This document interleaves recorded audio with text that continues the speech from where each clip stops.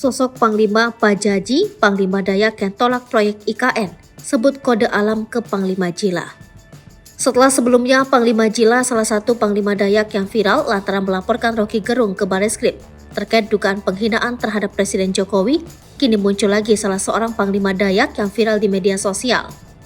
Sosok Panglima Dayak tersebut diketahui bernama Panglima Pajaji dan kini videonya beredar luas di media sosial. Dalam video yang beredar itu, pernyataan Panglima Pajaji sepertinya bertentangan sikap yang telah dilakukan Panglima Jila. Dalam video viral itu, Panglima Pajaji tampak tegas menentang seluruh pernyataan milik Panglima Jila.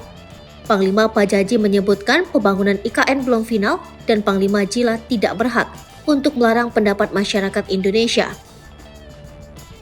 Secara tegas juga Panglima Pajaji mengakui bahwa Panglima Jila adalah saudara dan panutannya yang sangat dibanggakan dan dimuliakan serta dipuja-puja.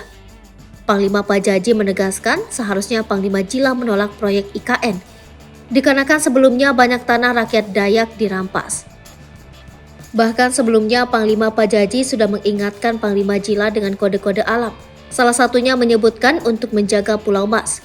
Kode Pulau Mas yang dimaksud Panglima Pajaji adalah Pulau Kalimantan yang merupakan paru-paru dunia. Panglima Pajaji tampak cukup kesal dengan pernyataan Panglima Jila yang dinilai membungkam masyarakat lain.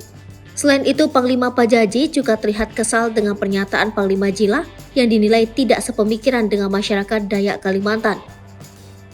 Terdapat sejumlah alasan Panglima Pajaji menolak pembangunan IKN di Kalimantan, tak terkecuali terkait adanya pertambangan batu bara dan perkebunan kelapa sawit yang dinilai telah merusak tanah Kalimantan. Selain itu, dirinya juga turut menyebutkan bahwa Pulau Kalimantan adalah paru-paru dunia, sehingga hal inilah yang membuatnya merasa pembangunan IKN akan merusak hutan Kalimantan ke depannya.